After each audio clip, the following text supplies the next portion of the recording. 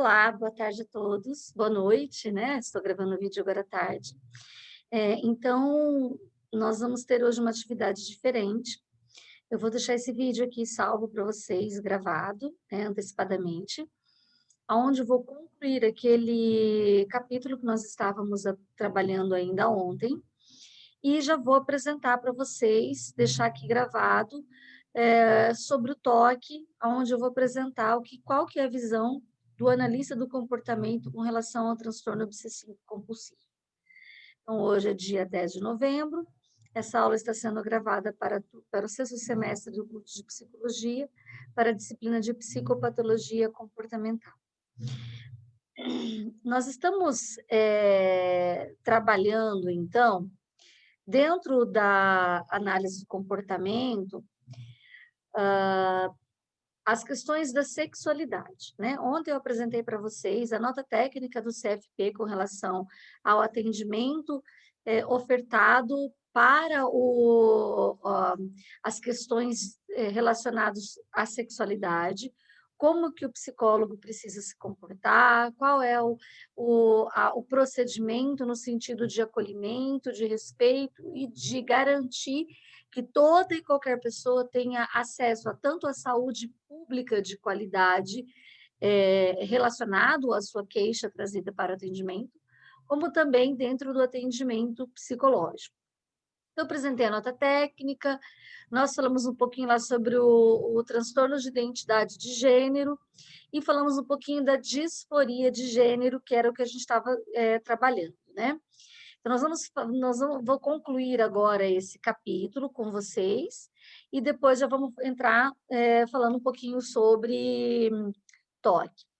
Então, a gente precisa identificar que a transexualidade é definida como um desejo de viver e ser aceito como uma pessoa do sexo oposto ao do nascimento. Ou seja, o indivíduo ele não aceita, ele não se entende, ele não consegue encontrar uma relação com o seu próprio sexo anatômico. E aí ele tem a vontade de se submeter a uma cirurgia de redesignação sexual, ao tratamento hormonal, e aí ele busca, então, passar por todo esse processo, né? É importante a gente lembrar que o transtorno de identidade sexual, na infância, vai se caracterizar pelo sofrimento persistente e pelo repúdio ao sexo do nascimento. Esse processo, ele pode acabar, em algumas situações, ele pode acabar sendo temporário.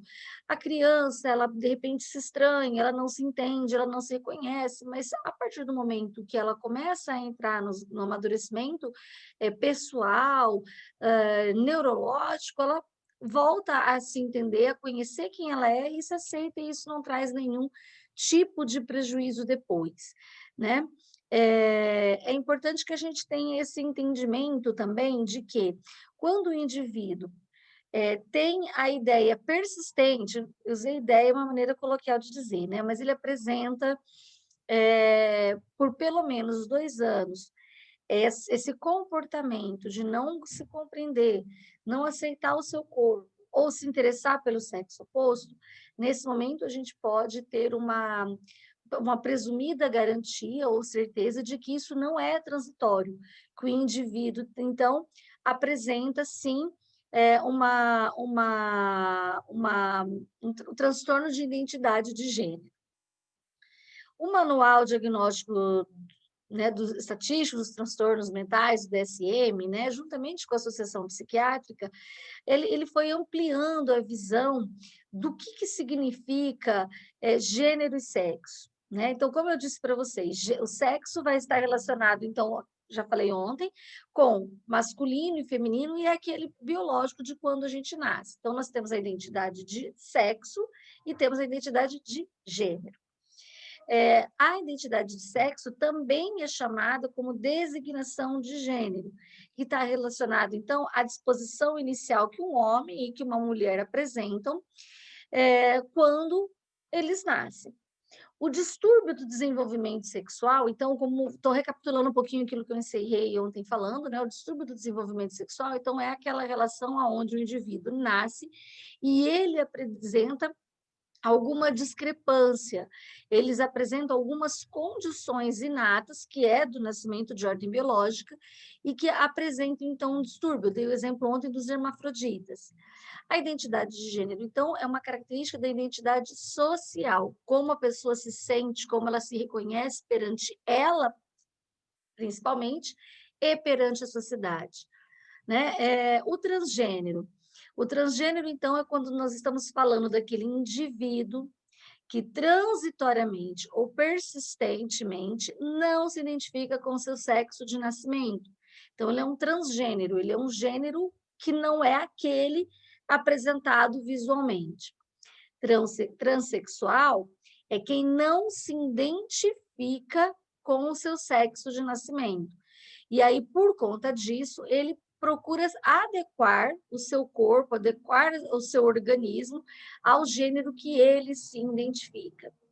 Quando a gente fala de disforia de gênero, nós estamos falando, então, como que essa incongruência, como essa divergência é percebido e manifestado no comportamento do indivíduo, ou seja, trazendo sofrimento, angústia, dor, né? Então, a gente pode entender que todos os indivíduos, eles sentem um desconforto com o resultado da incongruência, dessa falta de entendimento corpórea, né? Alguns vão sentir algum tipo de sofrimento, outros nem tanto, né? Aqueles que mais sentem dificuldade com o seu organismo, o seu organismo biológico de nascença, são aquelas pessoas que vão buscar passar pelo procedimento de mudança de sexo, e algumas pessoas talvez não precisem disso. Para elas não importa, elas não se reconhecem, elas não concordam com o corpo que elas têm, por dentro elas têm outros sentimentos, outras sensações, mas ela aceita o organismo que ela tem, né? Quando nós estamos falando, então, né, de mulheres transexuais, nós estamos falando das pessoas adultas que nascem com o sexo masculino e se identificam com o gênero feminino. Então, quando eu falo que uma mulher é transexual, não significa que ela é uma mulher que vai passar pelo processo de se transformar em homem. Não, uma mulher transexual é um homem que se apresenta, se caracteriza como mulher. Quando eu falo de homem transexual, é uma mulher que se caracteriza e se apresenta como homem. É como você a vê, e não como o seu RG, né? Embora que hoje a gente já também conseguiu isso, a mudança de RG, né? Mas não aquilo que a sua genética, o seu RG inicial apresenta. Então, mulher transexual é aquilo que a gente enxerga, como a pessoa se apresenta. O homem transexual é como o homem se apresenta e como nós vamos vê-lo. As pessoas que elas são transexuais, de um modo geral, elas apresentam, então, uma história de desconforto persistente com o sexo designado no nascimento. Ou seja, ela apresenta uma identificação ao gênero oposto ao seu sexo. Muitas delas relatam sintomas relacionados a estresse psicológico, procuras por tomar medidas para alterar as suas características, utilização de hormônios, cirurgias plásticas. E aí nós podemos lembrar, né, daquelas pessoas que fazem aqueles procedimentos cirúrgicos clandestinamente, injetando silicone líquido, né, industrial, desculpa, o silicone industrial, deformando o seu corpo, colocando a sua saúde em risco, né? Esse capítulo, depois eu gostaria que vocês terminassem de ler, porque ele vem falar ali de um estudo onde foram investigados um número considerável de pessoas transexuais, apresentando, então, quais são as principais questões que estão relacionadas à transexualidade. Tanto pessoas que já passaram, quanto não passaram, e suas sensações, como que elas lidaram com as situações, é bem interessante, né? Então, inicialmente, numa amostra de 305 indivíduos, 38% apresentavam, então, um transtorno mental associado ao momento da coleta dos dados, e quase 70% reportavam diagnóstico psiquiátrico ao longo das suas vidas. O que a gente pode, então, entender é que pessoas que estão dentro dessa condição, elas vivem essa condição, de um modo geral, elas apresentam associados a isso algum outro transtorno, como depressão, comportamento de desvalia ou a própria tentativa de suicídio, traumas durante a infância, justamente pela não a própria não aceitação, mas também a não aceitação familiar, os problemas que são encontrados nessa busca por se aceitar ou se assumir como é, né? Também é observado que essas pessoas, elas fazem um uso abusivo dos psicoativos, né, das drogas, numa tentativa de lidar melhor com as próprias situações, com suas dores, com suas limitações, então elas também fazem uso de drogas lícitas quanto drogas ilícitas.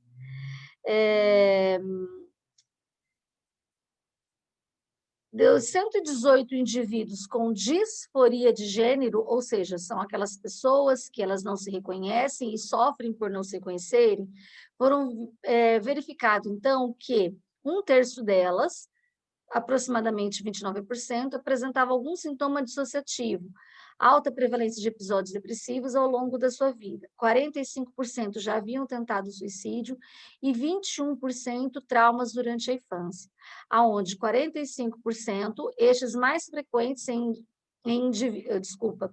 o mais frequente em indivíduos que preenchiam os critérios diagnósticos para qualquer tipo de transtorno dissociativo. A pesquisa sugere que o alívio do sofrimento associado à disforia de gênero correlacionava-se ao tratamento dirigido à cirurgia de redesignação sexual, ou seja,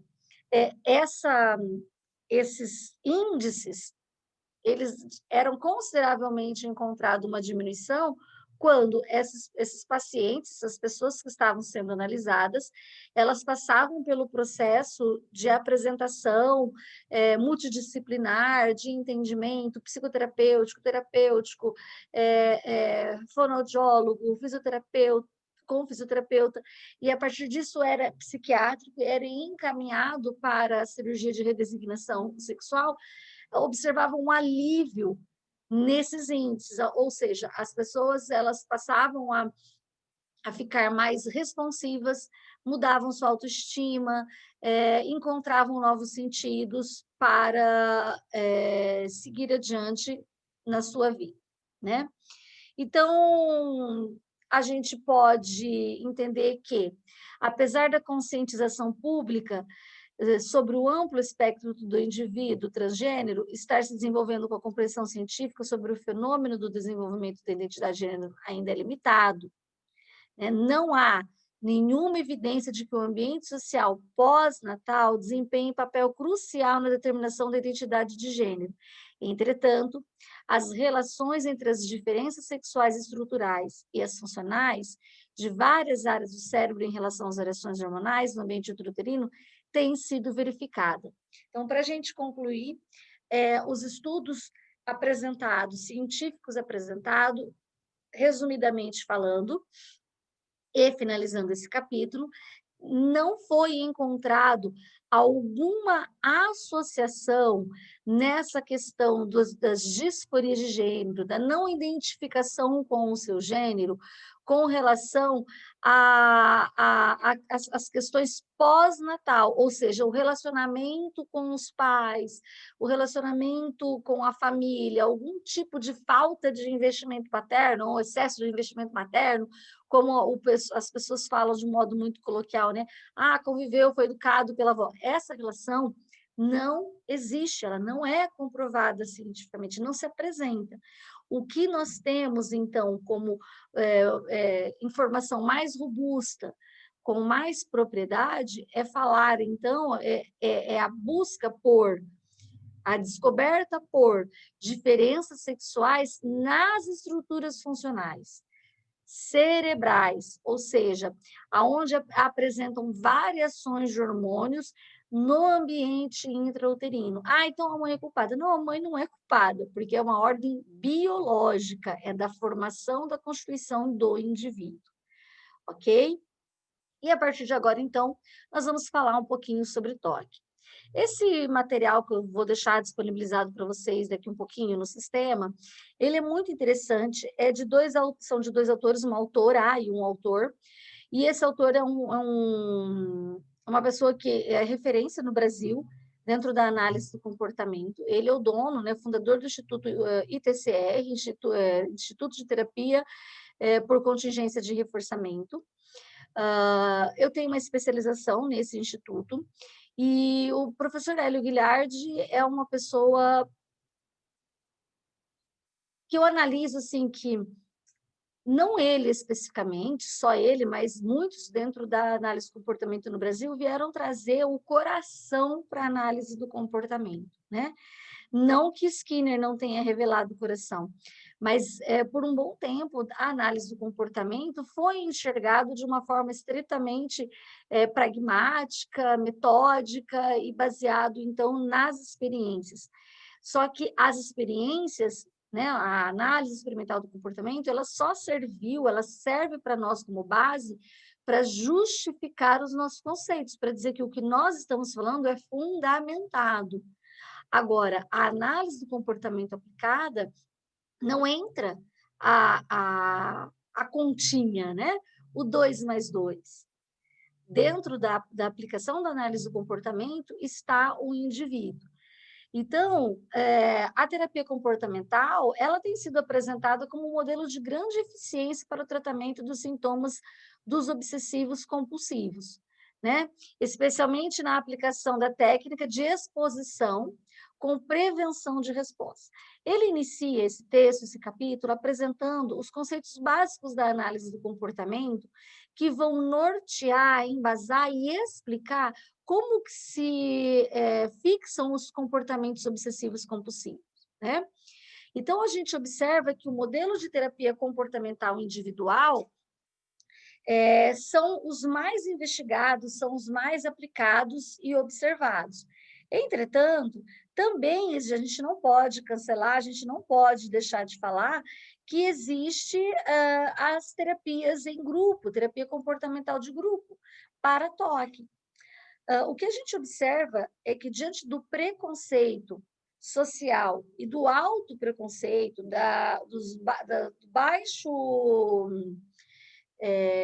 repertório de reforçamento de autoestima que o indivíduo apresenta, eles acabam sempre buscando a terapia individual.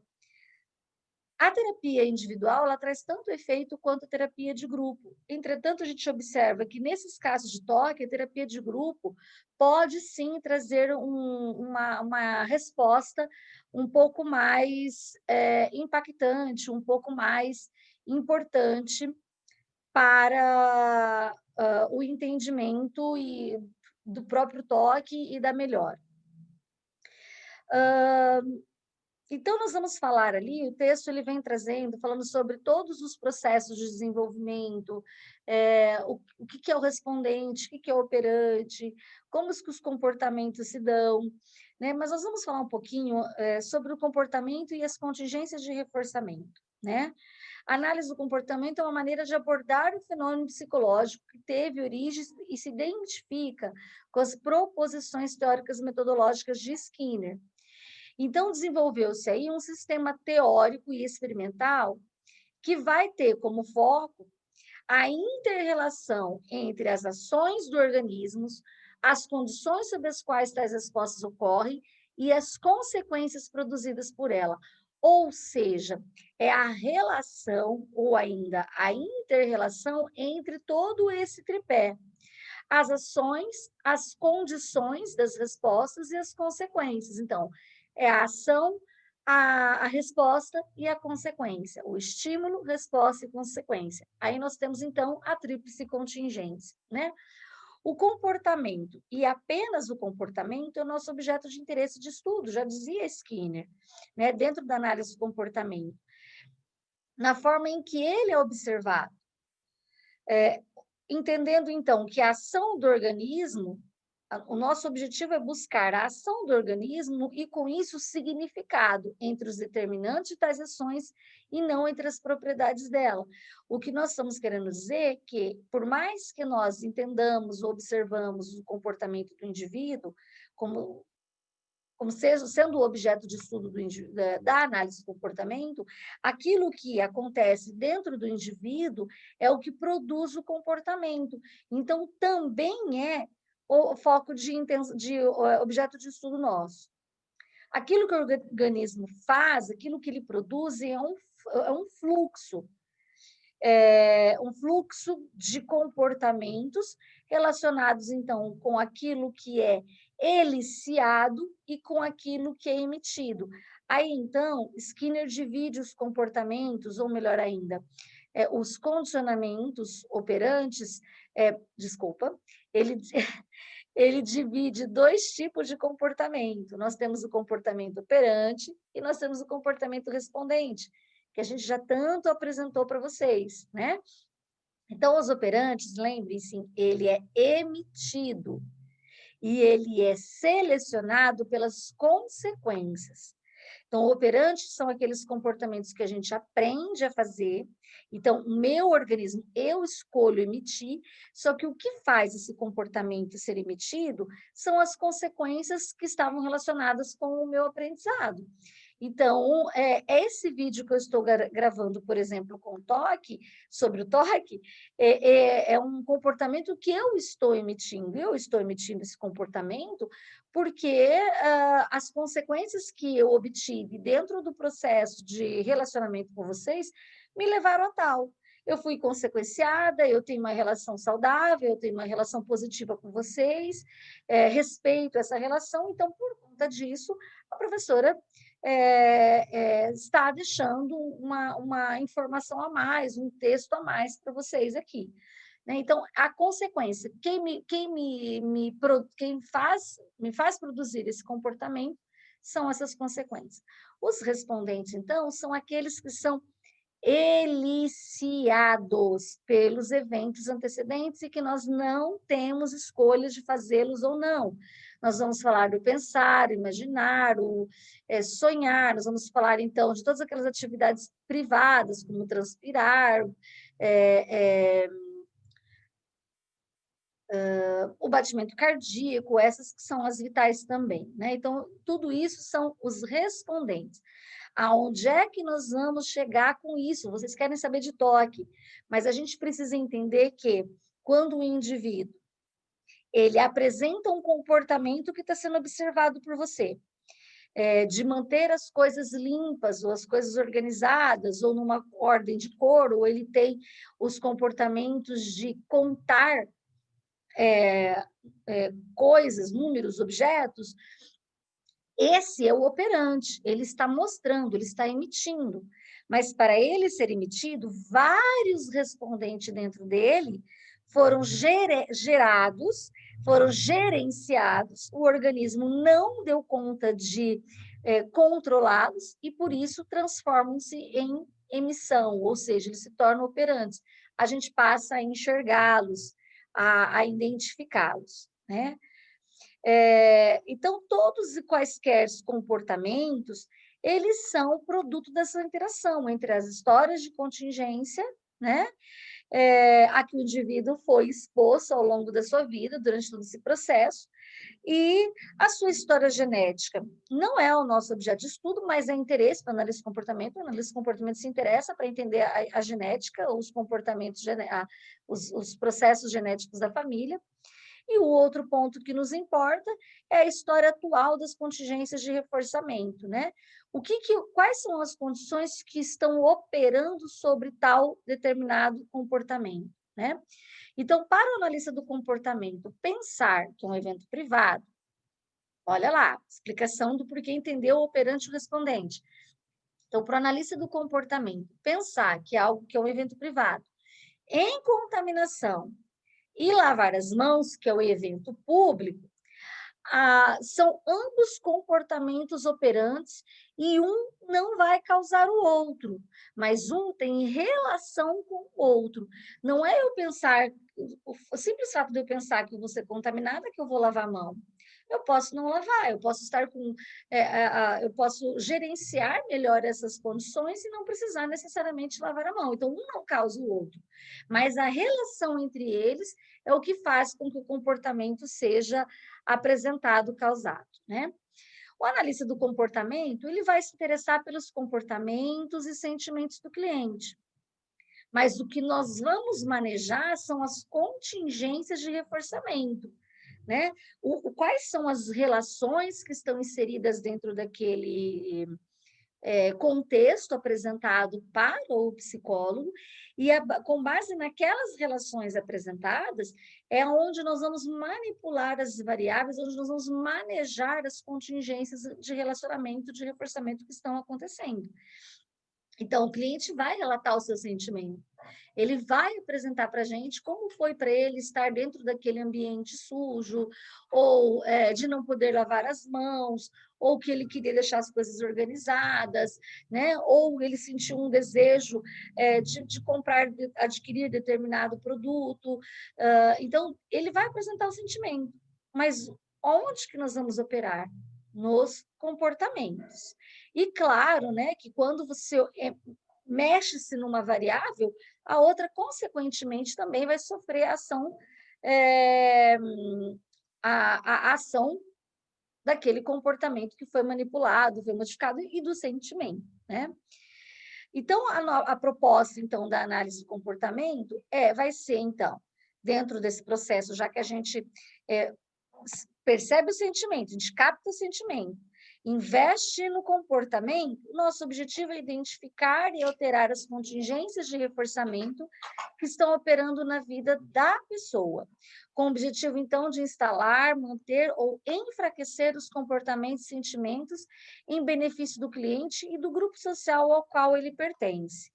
Então, sempre que identificarmos toda essa relação inserida no processo, nós vamos, a partir desse entendimento, é onde nós vamos conseguir produzir ajudar o indivíduo a produzir novos comportamentos que vão manter ou enfraquecer todos esses comportamentos.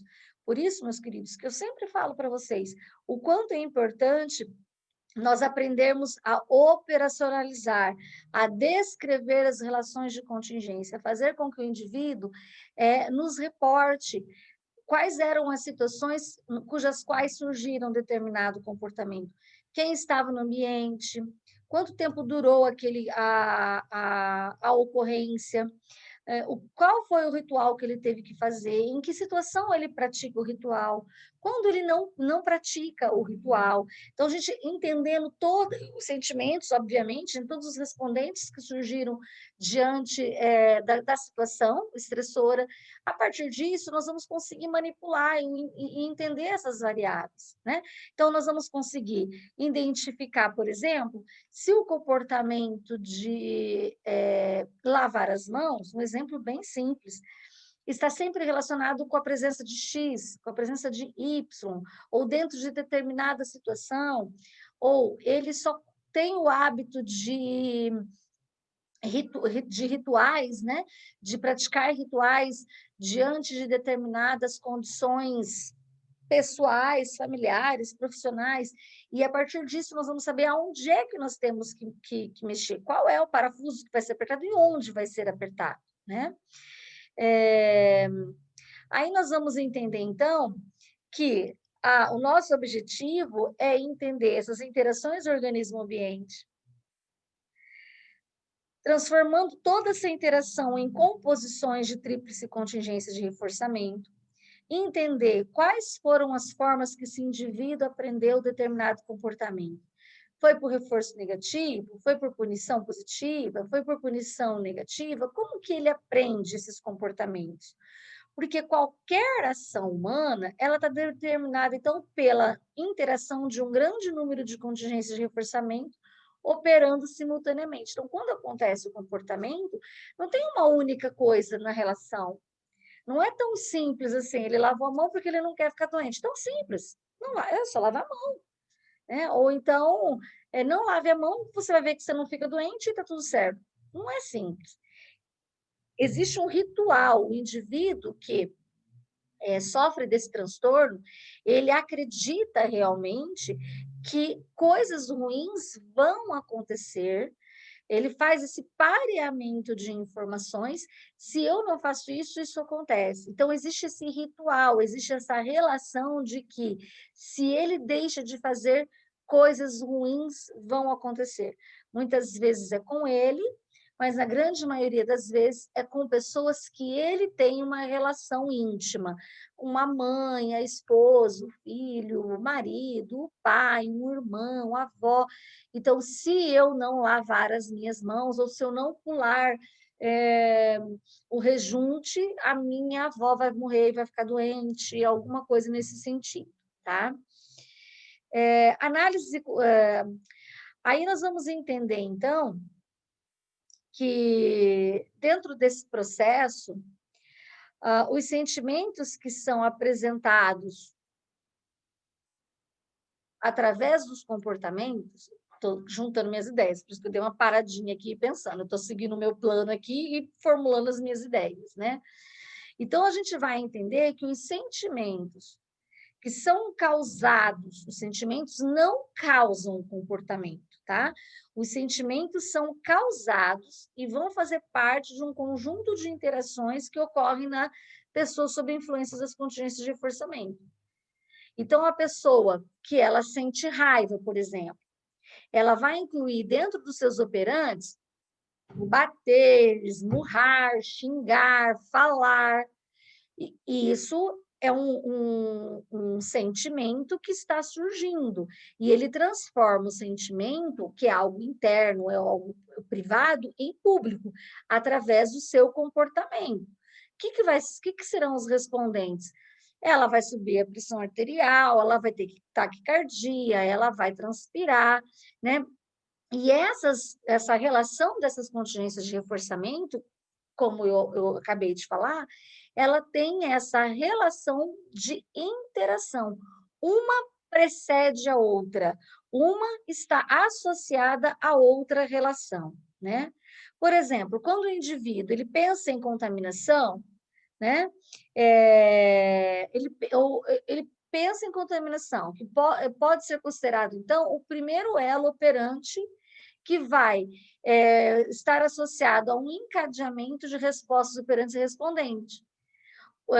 O indivíduo ele vai começar, então, ele vai utilizar um procedimento que elimine a ocorrência desses elos sucessivos, ou seja, ele vai pensar em contaminação, o que ele vai sofre com esse pensamento, que é algo dele, que é interno, que é privado, e aí, para romper com esse ciclo de sofrimento, de dor, ele lava a mão. Então, ele aprende que, nossa, ai, me aliviei, lavei a mão, ufa, que bom, lavei, estou com isso resolvido. E aí ele vai fazendo essas associações sucessivas, buscando, então, esse processo de alívio da ansiedade, alívio daquilo que ele está sentindo. Então, a gente pode entender que aí se concentra a razão pela qual que se tem a impressão de que a mudança de pensamento de contaminação vai alterar os sentimentos e o comportamento de lavar a mão. Olha o ciclo. Então, eu penso em contaminação, eu estou obcecada, eu estou vidrada, eu estou presa dentro desse comportamento. Eu preciso alterar os meus sentimentos, ou seja, eu preciso alterar a minha ansiedade. A partir disso, eu lavo as mãos, mantendo esse processo de compunção, né? Então, de fato, né, gente, a gente vai concordar que o procedimento que elimina ou altera o primeiro elo do encadeamento, né, o pensamento de contaminação, é o fator que vai causar todos os elos seguintes. Eu penso, gera ansiedade, eu lavo as mãos, eu acabo com esse ciclo, né? Então, o nosso foco, o foco do analista do comportamento, não está concentrado na mudança do pensamento, né? O nosso o nosso procedimento, ele vai se concentrar naquilo que produziu tal mudança no pensamento. Então, o cliente, a gente pode entender, né? O cliente passar a dizer para si, o fato de eu tocar no objeto não significa que eu contaminei a minha mão. Isso a gente não vai transformar. Olha, vamos transformar essa frase em outra coisa. Mas nós vamos, o nosso foco de análise é o procedimento que produziu a mudança de comportamento, que produziu determinado pensamento, desculpa. Tá? Então, o nosso foco não é em alterar o pensamento, mas o que produziu aquele comportamento e quais são as avaliações que podem ser feitas para eliminar tal comportamento que gera a ansiedade.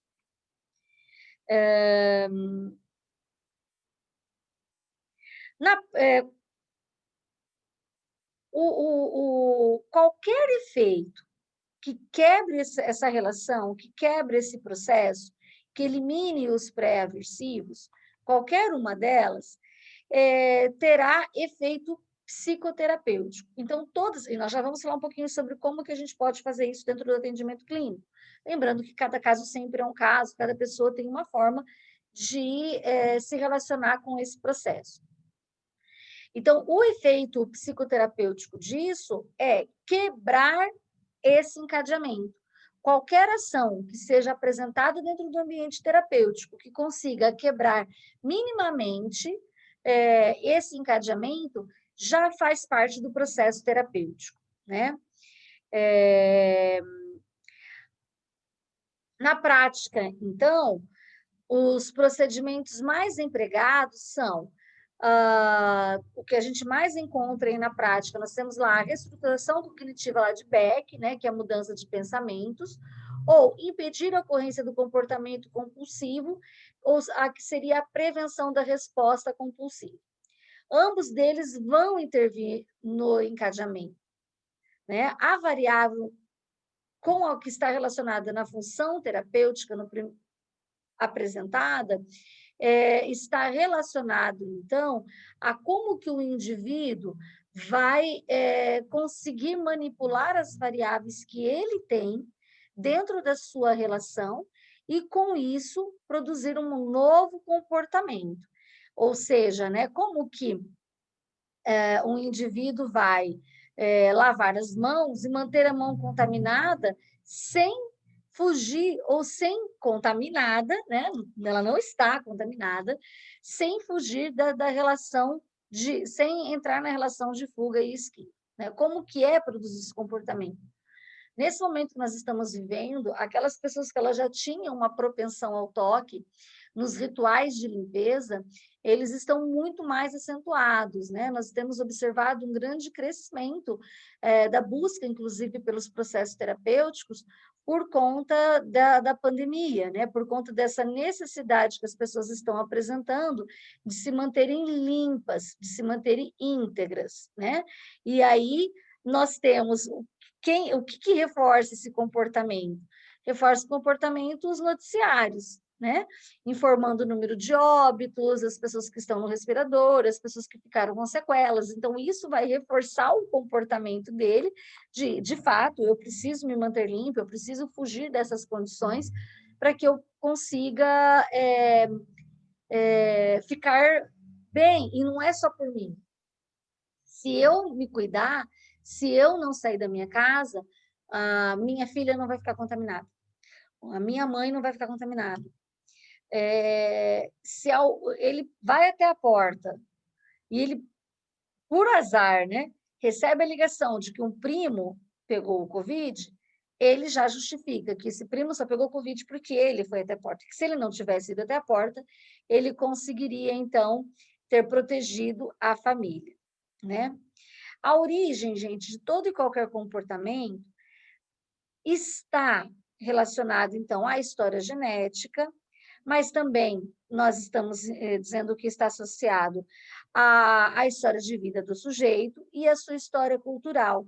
Portanto, nesse momento, o que Guilherme afirma que os autores afirmam é que nós vamos sempre identificar o indivíduo dentro do tripé básico, que é os três níveis de comportamento, né? Como que o indivíduo se desenvolve. Então, no nível ontogenético, filogenético, ontogenético e o cultural ou social. E aí, então, nós vamos entender que os pensamentos e sentimentos não devem ser propostos como causa do comportamento, mas eles também são explicados como todo e qualquer outro comportamento, né? É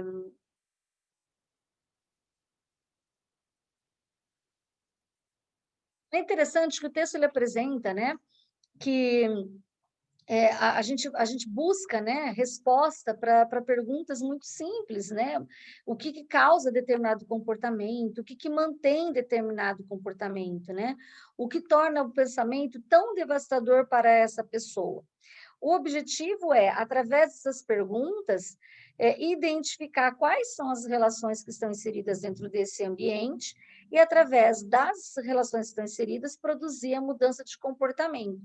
Uma vez que mudado o pensamento, por exemplo, o pensamento aversivo de contaminação, reconhece que o restante do encadeamento, que inclui a ansiedade, a compulsão, por exemplo, por lavar as mãos, vai eliminar o efeito de contaminação, também vai ser mudado. Então, quando uma parte, como eu já falei, uma parte dessa cadeia é rompida, todo o resto se perde, todo o resto cai por terra também. O analista do comportamento, ele vai considerar os pensamentos obsessivos, a ansiedade e as compulsões foram provocados ou foram determinados por uma fonte de contingência de reforçamento, né? E esses são os nossos objetos de estudo, o papel da relação existente entre si. Então, nós vamos investigar todas as variáveis inseridas dentro desse processo. Gente, eu estou em casa gravando esse vídeo, então vocês estão vendo o barulho que está acontecendo aqui, né? Então, é importante a gente identificar que, de um modo geral, o transtorno obsessivo-compulsivo ele está relacionado com rituais. Esses rituais, de algum modo, têm uma relação com a contaminação. Em todas as estratégias adotadas pelo toque, nós vamos encontrar indivíduos que acreditam que coisas ruins vão acontecer com relação ao seu comportamento, gerando ansiedade, angústia, muito medo no indivíduo e muito sofrimento para o indivíduo. Então, gente, é uma situação muito delicada. A pessoa que sofre de toque, ela realmente paralisa. Ela não consegue se expor ou ser exposta a condições que a livrem do toque.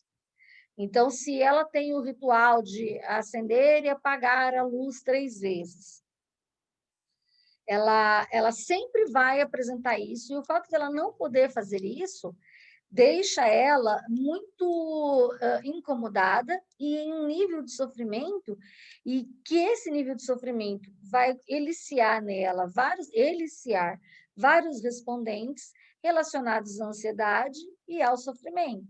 Então, se ela quer apertar o interruptor 3 vezes, ela precisa apertar 3 vezes o interruptor, se ela apertar 2 agora e daqui um pouco apertar mais uma, não funciona. Ela não vai fazer essa continha, 2 mais 1 é 3.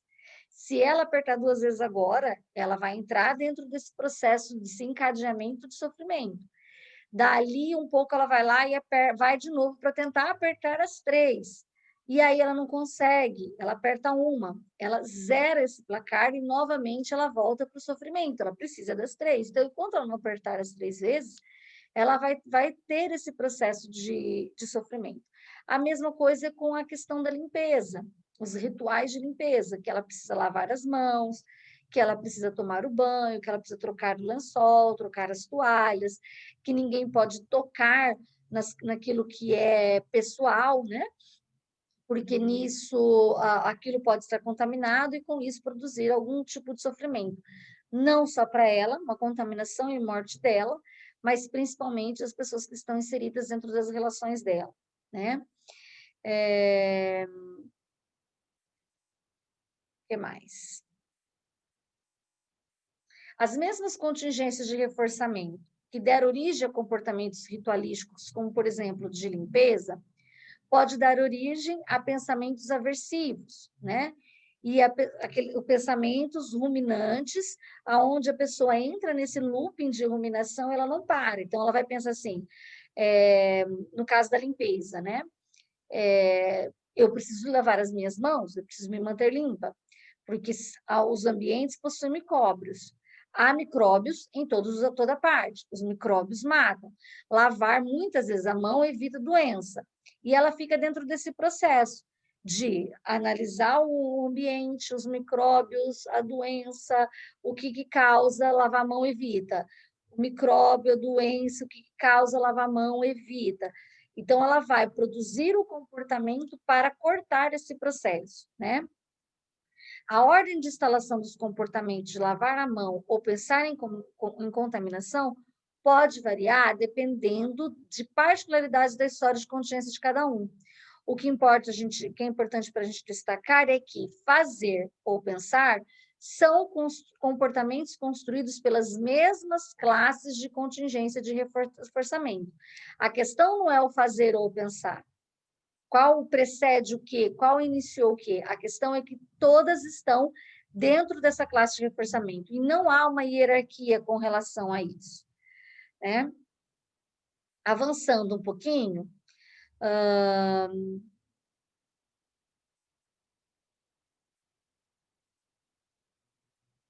deixa eu ver o que mais que eu quero falar com vocês sobre isso, antes da gente falar sobre alguns tipos de tratamento.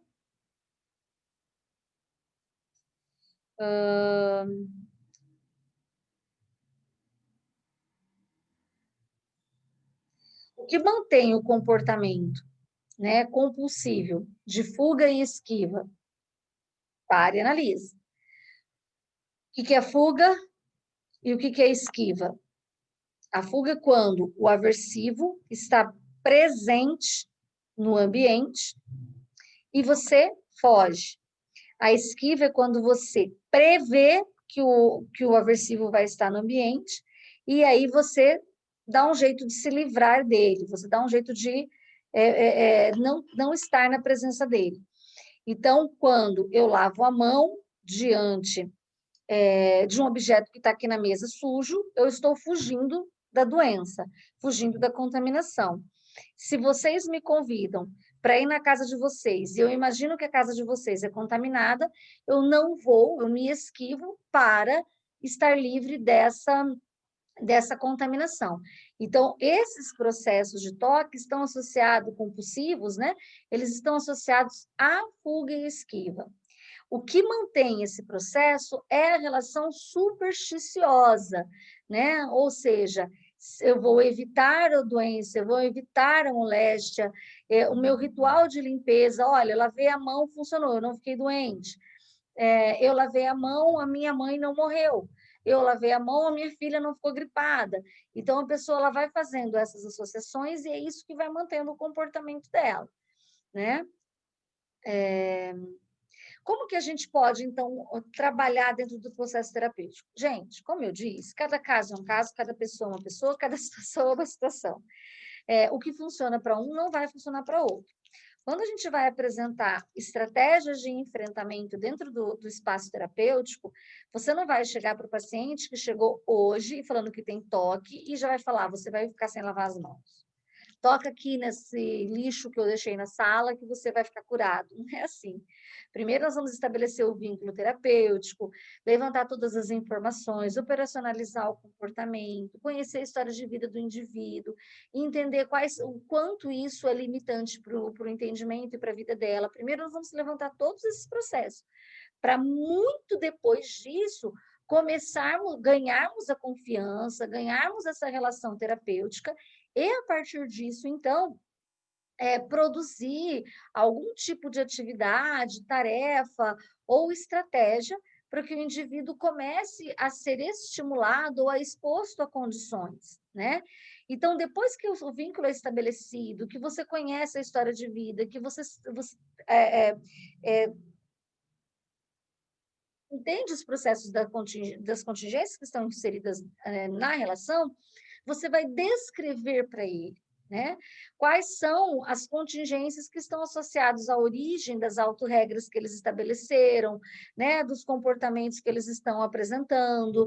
Então, a partir dali, a partir do momento que você tem toda essa informação, o objetivo nosso é o famoso psicoeducar.